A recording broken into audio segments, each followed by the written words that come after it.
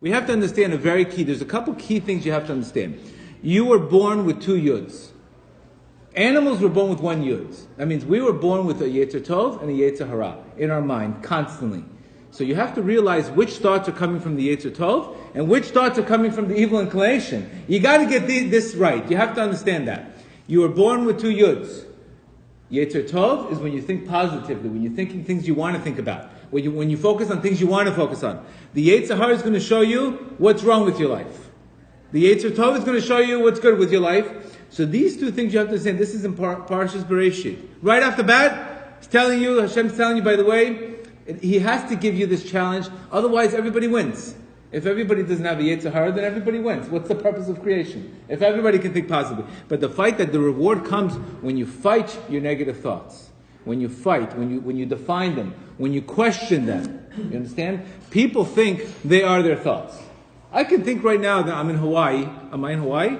No. I'm in West 60 Highway right now. I'm in the middle of Miami. I'm not in Hawaii. But the problem is when people believe what they think about, that causes their reality.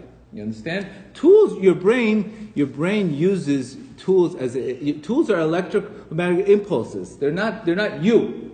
You understand? You are a soul that uses your brain to get to a destination. You are not your thoughts. Very important. These are key basics that you have to understand. Because you think, I'm thinking like this, therefore I am it. It's not true. A thought comes to you based on your previous history, all your previous, your childhood, etc. Your subconscious is basically 80% of your memory. So you are not the thought. You can actually change it. You have to understand that. The problem is when we believe the thoughts. In life, you can't say, positive thinking, we're going to come. It's not so true. Because you're going to have to basically look at your life like I have a garden in front of me, that if I don't invest time in pulling the weeds out of my life, they're going to grow and they're going to destroy me.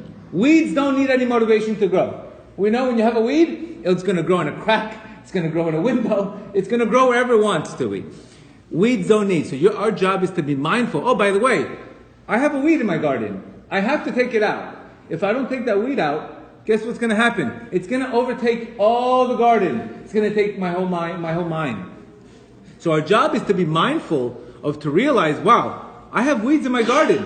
And every day I'm going to have weeds in my garden. And I have to realize that every day I have to really, really work on focusing on what I want, not what I don't want.